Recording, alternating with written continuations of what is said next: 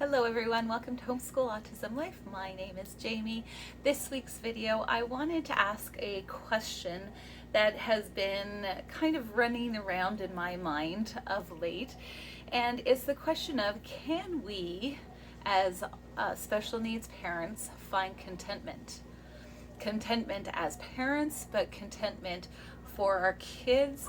Can we be content with the here and now when everything is so unknown and the questions are so varied, the results are so varied?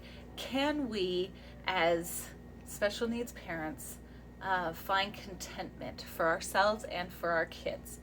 And this question is one of those ones that feels so big. For most of us, there's a lot of anxiety. We're always striving and pushing and trying to get first, or not first, but ahead, because there's so many things going on in our lives. So let's just speak to the fact that when we get that first diagnosis, we're striving to help them learn skills that will help them not just to be happy in life, but to succeed in life. And that's varied on so many different levels, from like potty training to speech to how to deal with danger. And there's so many things that we go, okay, I have to teach my child this to take care of them. And then we see things like speech as being something that, as most, I'll say the lion's share of humans prefer to be able to speak and be heard and listened to, we recognize that that is a need for our kids. And if they're nonverbal or non-conversational, there's this desire for them to learn those skills so that they can adapt and deal with the world that's around them. When we're talking about danger, it's huge, because we're talking about, okay, well, he might want to do that thing, and that thing might feel good to him, or that he might want to do, but it's dangerous and it could get him hurt or even killed. And so we're always striving to give them those skills and help them to understand, if you run on the street, it's this open area and it's awesome and there's nobody there, but there's a reason why no one's there. And when they're trying to meet their needs, maybe they're not thinking about the safety issues. Like, I want to go in the water. Well, you don't know how to swim, son. Like, my son won't put his face in the water, so he has never progressed in swimming lessons. So how do you feel content when there's all of these really, really, really big things to carry? And that's not even talking about, like, if you are a believer in a spiritual family and wanting to pass that and those ideas of peace that passes all understanding, and joy despite circumstances, all of those big ideas to your kids. There's so much pulling at us just in a family situation. Never mind if you're homeschooling or if you're a part of a school and the school has the IEPs or EPPs, or depending on where you live, they call them different things, but there's this contract that the school is making with you as the parent, saying, we're going to provide these things for this kid with these goals in mind. And we're all going to work together and we're going to make these things happen for your child. And there's just this, I don't know, I kind of feel like it's a freight train, like chugga, chugga, chugga, chugga, chugga, chugga, chugga. Keep going, keep pursuing, keep making this child better and better and better. And I don't see any contentment. I don't see anywhere where we go, everything is okay. And the discussion that I wanted to have here on YouTube with you is that I look at it and go, we need to, as parents, find contentment when we can.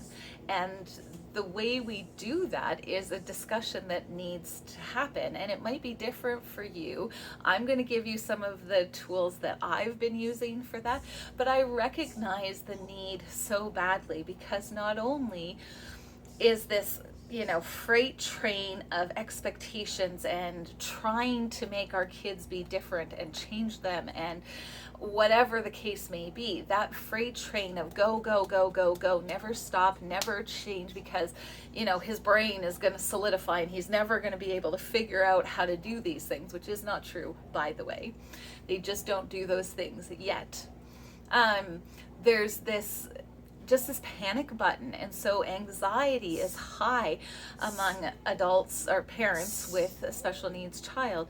There is a high emotional, like, I need to be stable at all times, make sure that I'm the one who's keeping it all together, and of course you burn out, of course you fall apart, of course, because that's not human. That's not, you cannot be on 24 hours a day, 7 days a week, and not fall apart, not break, not crack open.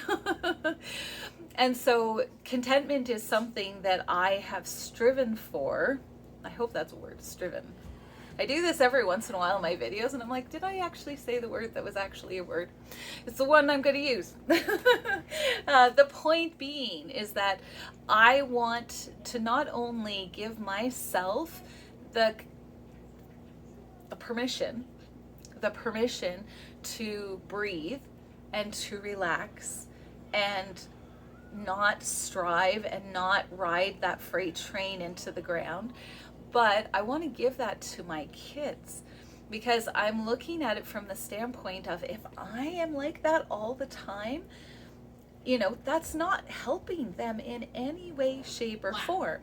And then if I'm like that, and let's say you have a husband who's really involved in this as well, which awesome, thank you for being a part of that. But if they're like that as well, this child has two individuals going, we're going to change you, we're going to fix you, we're going to do these things, and it's going to be for your good, and it's going to be for your benefit. And then nobody breathes. Nobody has contentment in those moments. And like, this is a big thing across the board, but it also explains why a lot of marriages with special needs children break up, because they don't look at it. They're just trying to survive. Please don't hear any judgment in what I'm saying, because I think it's something that every single family who has special needs has to go through. Every single one. And you can find ways of coping that help you deal, and then there's ones that don't. And I find it's so easy for us, especially when the freight train is on the tracks already and you're hanging on for dear life.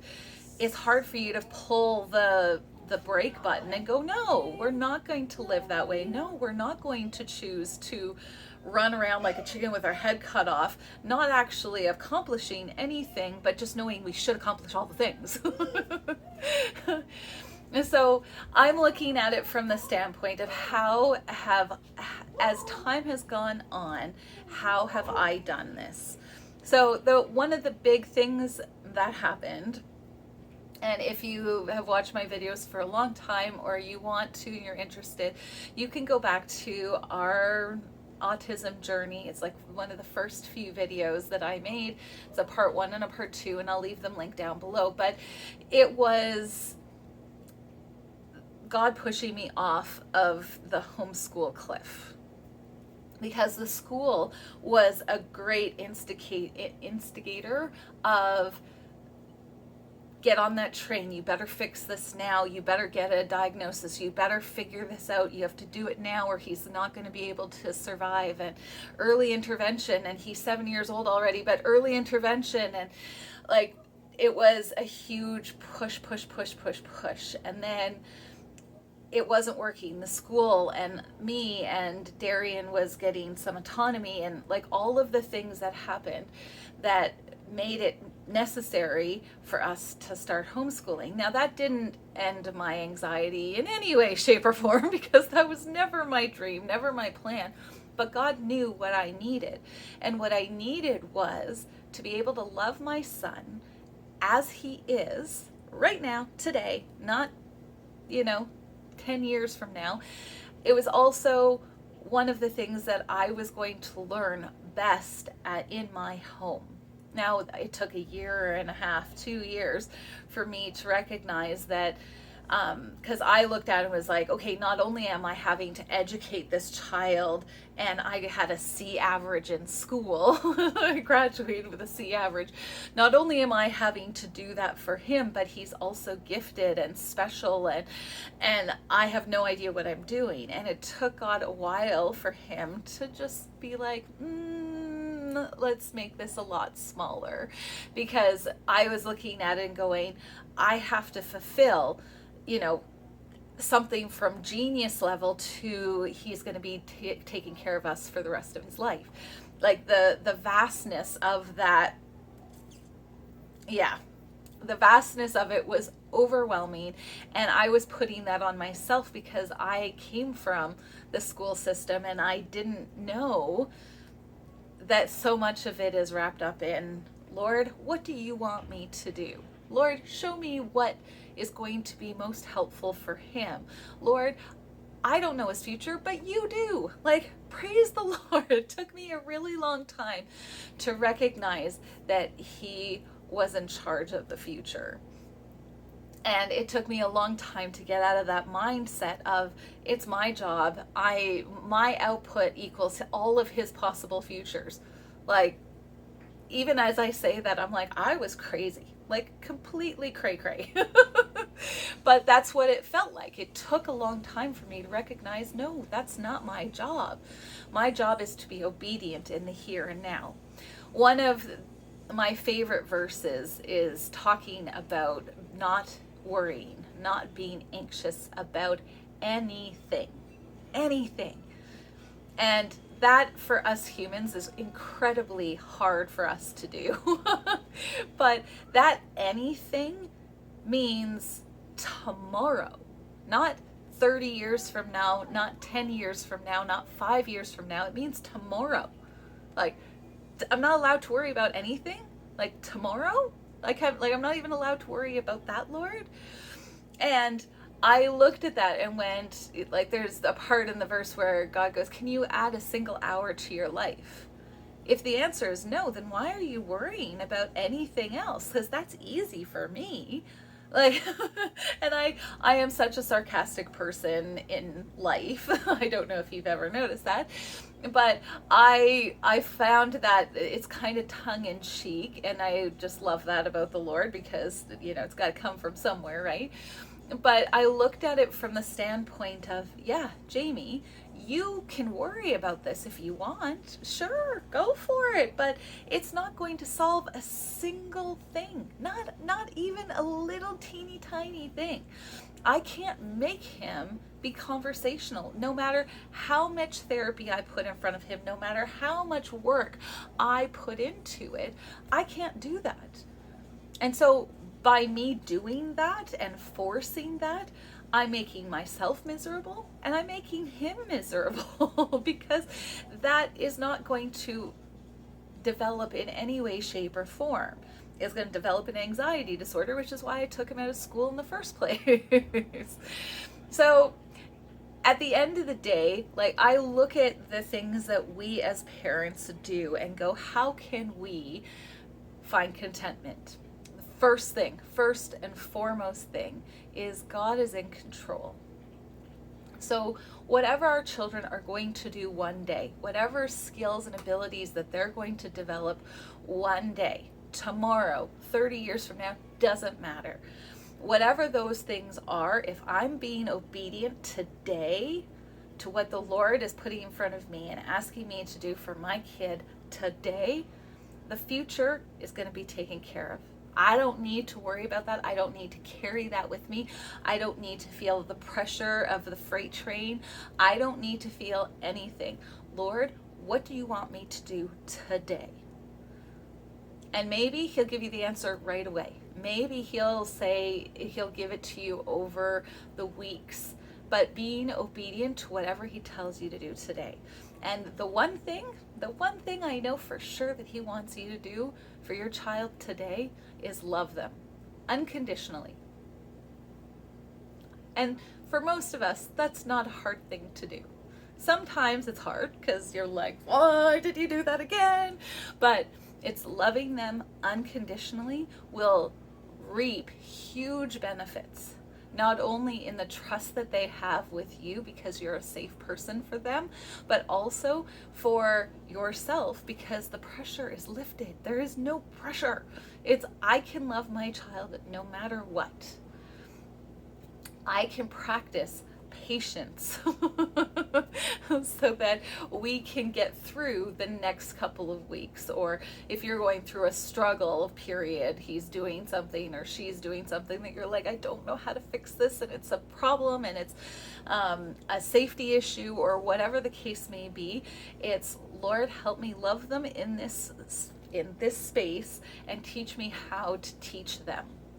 You understand the brain, you understand their brains, you can show me how I can teach them so that they have some understanding of why this is not a good thing, or whatever the case may be. So that's, I think, the number one thing of peace. Now, if you have a spouse that's involved in this as well, it's remembering that you are a team. So, finding times, like I'm home with the kids most of the time, my husband goes off to work, but finding time to say, okay, I need a break. I need some time for myself, and you don't have to go to a spa, and you don't have to go do this or that or the other thing.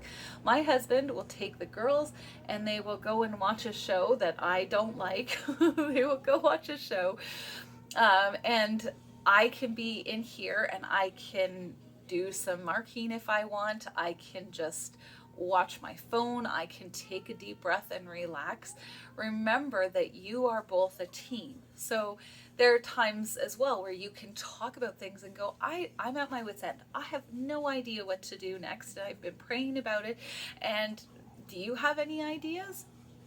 Here's a funny thing. God works through our spouses as well. Really? Yes, he does.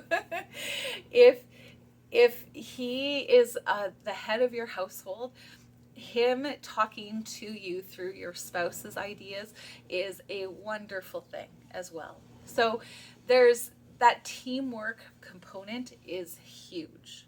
Huge, huge, huge.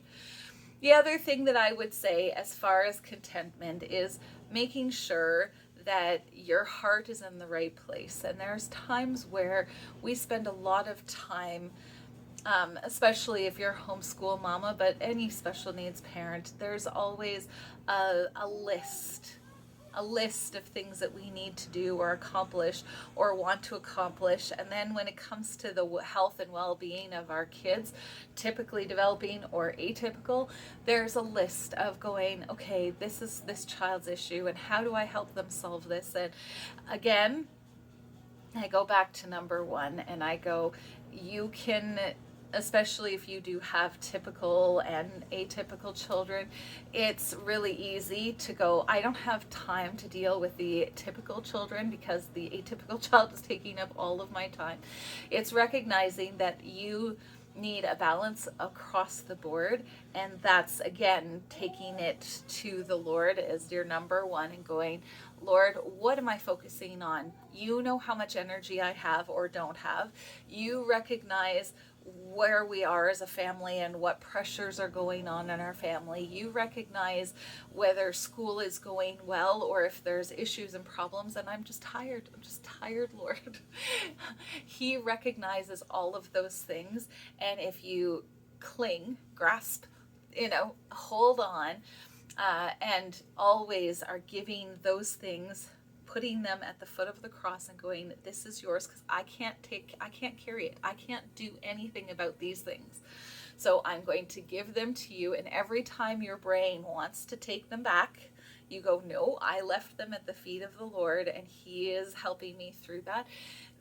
that anxiety and the freight train and the push to get all these things done can be, the brakes can be pumped.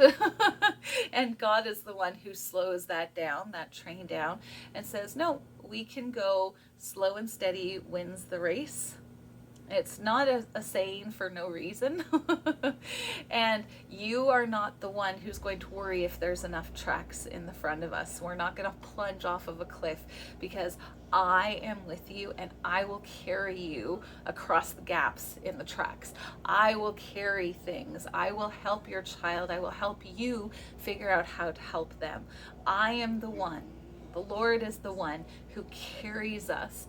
And we need to just recognize when the world is telling us something, when our emotions and our brain washing how we expect life to go in a certain set of circumstances. This, you go to middle school, and then you go to high school, and then you go to college, and then you go to university, like all of those things that you get a job, you move out, you do, like all of those things that we have been conditioned for so many years as being quote unquote normal. You give it to the Lord and go, I want to do it step by step by step, and I will be obedient in each of those situations so that I can be content with my family, with my special needs child, here and now. I hope that this was a helpful video. It's just something that's been going on in my head and going, Jamie, are you content? Are you forgetting something? And I hope that was an encouragement to you today.